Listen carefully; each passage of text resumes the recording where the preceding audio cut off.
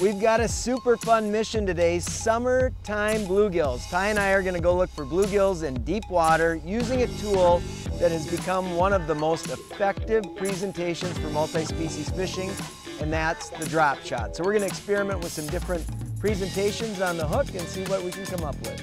You know, bluegills are a fish that it doesn't matter how old you are, you love to fish them. Just because it's so fun to catch, you know, I think it resonates with pretty much anybody that fishes. It's something that we fished for, probably one of the first fish that we ever fished for as kids. It's just a lot of fun. So whenever we talk about bluegill fishing, picking up those panfish rods, I get super excited to head out there and set the hook on a few. Closed captioning is provided by Smooth Moves, adjustable boat seat suspensions for a smoother ride. One of the keys to finding fish in the summertime, whether it's bluegills like we're targeting today, crappies, walleyes, bass, is finding edges and transitions. So the deep weed line is a great place to start your hunt. Additionally, anywhere you have bottom composition changes that come together with that weed line, you're stacking those elements together and the probability of fish being there is a lot higher. Anywhere you see this is a hard to soft bottom transition. You can see how this is bright white and this is a little bit darker color. These are really the key areas to look for fish.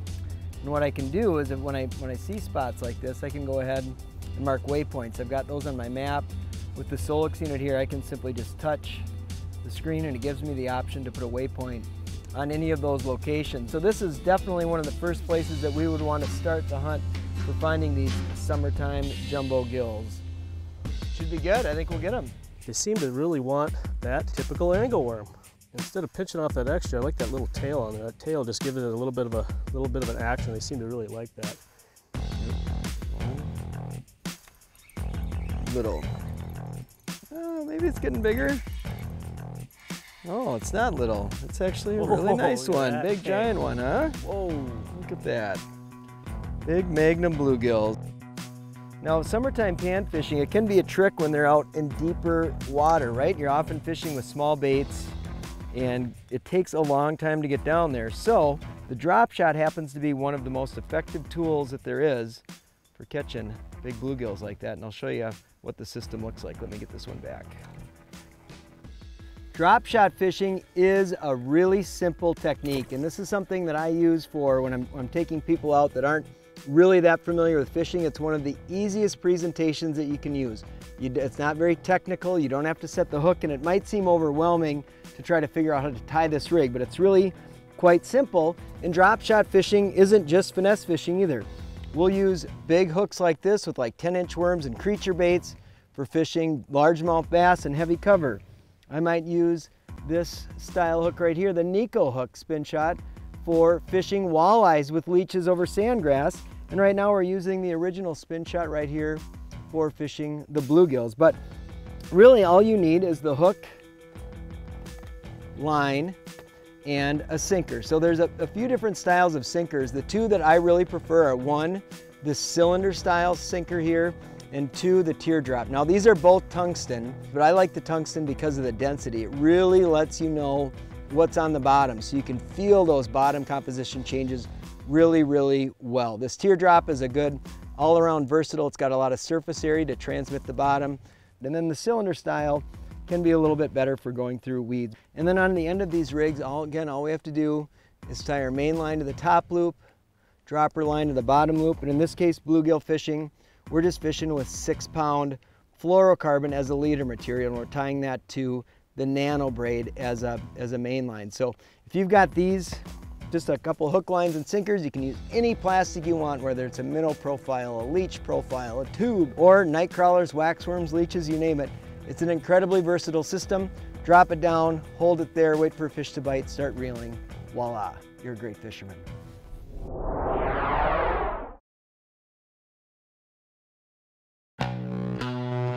This segment is brought to you by Sunset Country, Ontario, Canada.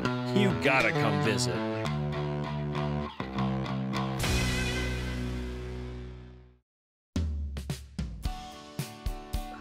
There we go, yep. This one's a nicer one here. Round and round they go. Look at this thing. Look at how pretty those are. Those are almost like tropical fish, right? But look at that. Look how thick these fish are. They're super healthy. I don't know if there's a freshwater shrimp in this lake or something, Jared, but they are definitely eating well. And drop shot, just an easy way to catch big bluegills. You know, a lot of people think that drop shotting, you have to be vertical all the time. Well, Jared and I are actually looking for these fish. So we're trolling around, we're casting. So as long as you make sure that bait is as close to the bottom as possible, because these fish are basically right close to the bottom, maybe a foot off at the very most. And then once you get on top of them, then you can vertically catch them one after the other. But right now we're just searching for big schools, and we're picking them off one at a time. I've got some pretty awesome technology in the boat, and this is a real telling sign of where you find panfish. Oh, I just missed one in the summertime, and that's on these hard to soft bottom transitions. Now this is Hummingbird's Mega 360, and you see this white area right here? This is hard gravel and sand, and if you look up a little further on near the near the top of the screen, you can see that there's some bigger rocks up in this particular zone, and then this darker stuff here, that's all mud. And those are great areas to look for both bluegills and crappies. And as you can see, I think we got a double, Jer. There's some bluegills right here, right on that transition. Nice. Round and round. Look at that beast. Beautiful. Another one.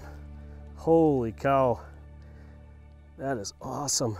You know, one thing that people really need to understand is like these fish right here are a great resource. And there's nothing wrong with keeping some to eat, because sunfish are definitely one of the best table fares out there. But these big bulls really need to go back. These are the nest protectors, and I got a tank or two. Beautiful fish. This is a great fish right here. Look at this. This is truly what you would call a trophy fish. In Minnesota, where we live, this is one of the rarest fish anymore. And believe it or not, bluegills of this size are quite old. You would think, oh, they're just panfish. They must grow relatively quickly. Bluegills like this grow relatively slow. You think about a fish like this, which is probably 10 inches, but what's impressive about these is not necessarily their length, but it's their overall size. This is definitely one of those pound-plus sunfish right here. And now a fish like this could be 10, 12 years old. Think about that.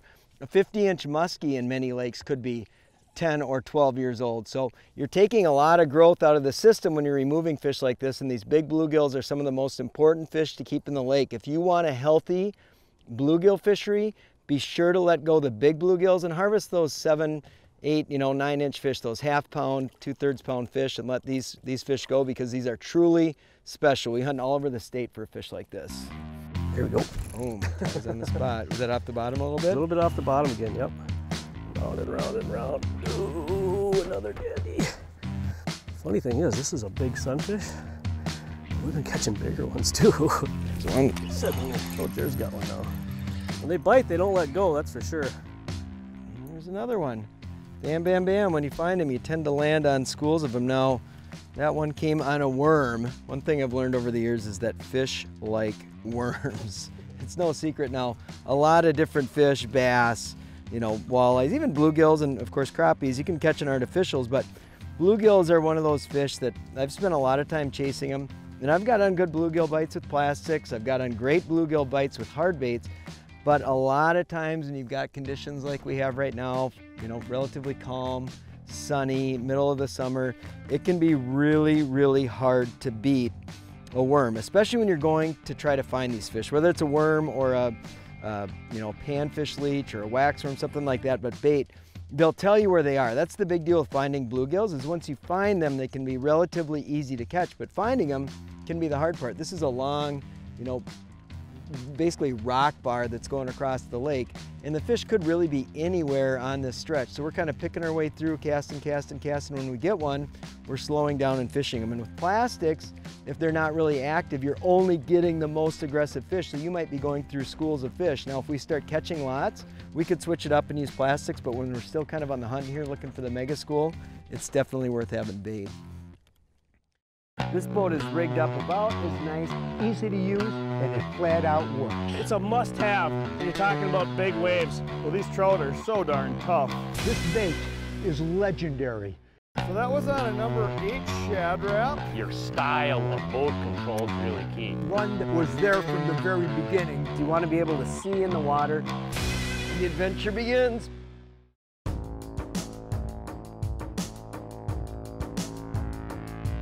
Oh, boom, that one crushed it.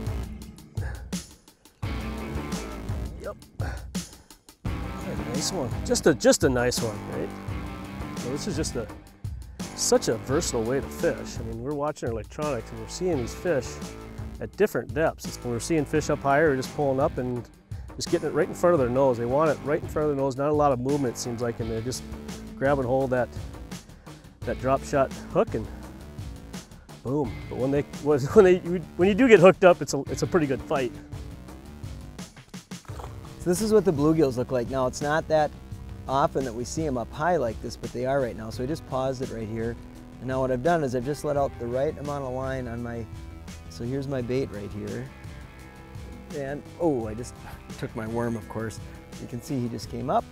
Now he's going back down. I'll get another worm and I'll show you how fun it can be to just sight fish him. It's just like ice fishing. You know, actually a lot of people think, throw a worm on and just let it dangle, but what I like to do is give it a little tail like that, and it seems like what they want. It actually gives it a little bit more action. That's a tank. Man, it's just a hoot. It is absolutely a hoot. Now, I want to share with you the equipment that we're using for catching these bluegills. And it's pretty specialized. You don't need to have specialized panfish gear, but I tell you what, if you like fishing for sunfish, it sure does pay to have the right type of gear.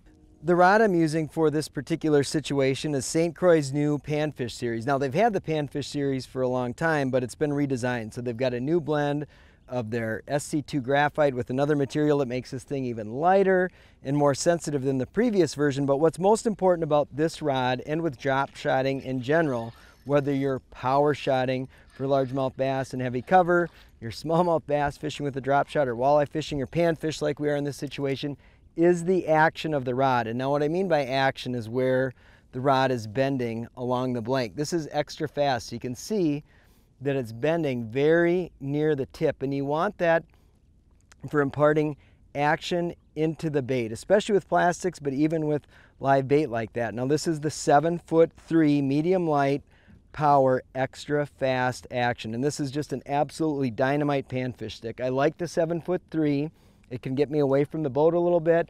It's got nice flex through the midsection to handle those big bulls, and it's just an all-around awesome, versatile rod. It's great for drop shotting, but also if you like fishing with, you know, little panfish jigs, swimming jigs and stuff like that, you can cast this thing a mile. It's just an absolutely money rod. I'm a huge fan of this slightly longer panfish rod. Now, the reel that I'm using here is, this is Daiwa's Revros in an LT series. So LT is the light and tough, that's what it means. And this is like a, I don't know what this is, maybe a $50 reel. Listen to the drag on this reel. Isn't that crazy? And anybody who panfishes knows that you run into bass, you run into walleye, you run into northern pike. So a super smooth drag is really important when you're fishing with these light line applications. So the 1000 size Revros LT paired with this Panfish series rod is absolutely dynamite for this.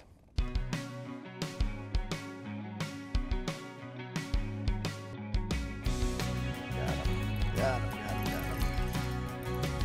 Just a regular. Doubles. This one might have some juice to it. Look at round and round. It's not all bad. Round and round. That's better. That's a great fish, Ty. Beautiful fish, thick. A lot of people use mono in this situation, which can be fine. I'm gonna let this go real quick. As you can see, those sunnies are just spinning. They're gonna twist your line up. What Jared and I are using is a 6-pound Suffix nano braid. This stuff is amazing. It's super supple. It's strong. I actually use it in the spring, pulling big bulls out of bulrushes. Up high again. That's one of those big bulls. That's one of those jumbos. Ugh, love it. Gosh, these things are so special. Look at that. I mean, the thickness of them, you can barely get your hand around them like that. They're just absolutely spectacular. Spectacular fish. And you know, it's pretty cool. In our home state of Minnesota here, there's been a lot of great work done on making some incredible bluegill fisheries. So the lake that we're on happens to be one of these lakes that has a 5-fish limit, and there's a number of proposed lakes for more 5 or 10 fish panfish limits. And you know, when Ty and I were growing up, these fish were extremely common. This was the size sunfish we caught, but 40 years later, you got to look all over the place to find a fish like this. It's pretty crazy how rare they are, but it's awesome that we're doing what we can to try to improve the quality of bluegill fishing across the state of Minnesota. We are loaded for bear. We got You know, bites. there's so many different ways to fish for walleye. Dependability and efficiency. Simple, fast, and easy. The best rods on the planet. So that was on a number 8 Shad Rap. Your style of boat control is really key. One that was there from the very beginning. You want to be able to see in the water. The adventure begins.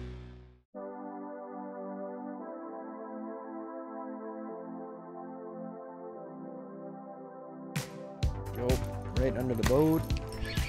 Pretty cool. I want to show you guys this here real quick. I'm going to pause the screen, show you this bluegill. This is a really cool illustration of how powerful even 2D electronics can be. Here's a sunny. But look at this. This is a cool example. I saw this. We were drifting over. I saw these marks right here. I said, "Wow, there's some fish down, you know, between that 5 and 10 foot range." So I reeled my bait up. You can see where I reeled my bait up. I held it right there. Bam! I caught those fish. What a great illustration of how powerful electronics can be. Ooh, I got one. Ooh, this is a nice one here.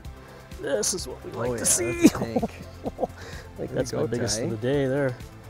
Look at that, your hand just absolutely disappears. They're so big. Wow, wow, wow. And can they fight? It's just unbelievable. The power of a big bull like that. It'll give you action all day long, huh, Jer? Oh, big time. There we go. Another big one, another giant one, just a huge one. Jeez, this is a big bull. Just show you the difference. I've got a big giant hen and a big giant bull. This couple, I mean, that is an absolutely gigantic sunfish. Look at that thing. Wow, wow, wow, wow. Just look at the size of the tabs on that.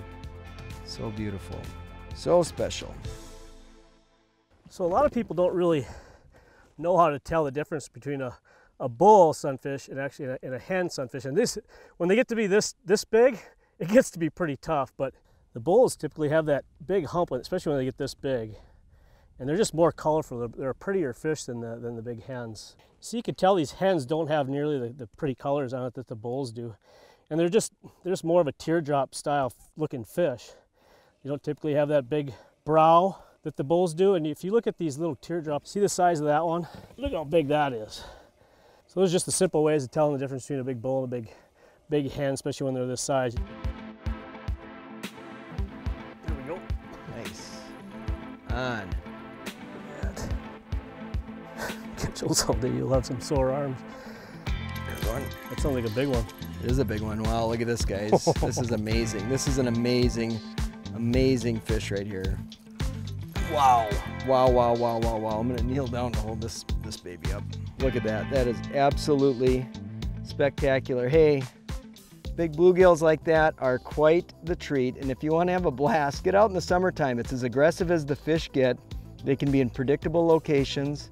Try a drop shot, and I can be pretty sure that you're gonna go out and have a blast catching big gills, because Ty's got another one right now. Oh, another jumbo. Round and round you go. Whoa. You just don't find those in every single lake anymore. But when you do, you better enjoy it, because it's a ton of fun. You know, I'm getting a little older now, a little wiser. The Word of God says wisdom comes with age, hopefully. And you know, I learned to be more sensitive than ever through experiences to that, I'll call it a gut feeling, that something isn't right with this deal, you know, or don't go here, or you're there, leave here now. You know what I'm talking about, and it's strong, it weighs on you. Just get out of here, go, or don't do this, or do this. Yeah, you know, and the older I get, I become more and more sensitive because of the Word of God. It says the Spirit of God will talk to you. The Bible calls him the Holy Spirit to protect you. Protect you from yourself doing dumb things a lot of times. Not from somebody else doing something dumb, you doing it. Recently, we had an opportunity at our company to get into a business adventure with a guy on a product. And this particular product, it was a pretty interesting product. It looked like it was gonna work. And from day one, I had a check in my gut. This isn't right. It isn't right. Maybe I didn't know the guy. All I know is every time I seen him, heard him, talk to him, I get a gut feeling that this is not, we shouldn't be here. My guys in the office, they all looked at it and they all counted the cost. Well, it can't cost us too much, if we make this decision. It's not real risky, let's do it. The return could be higher on the other side.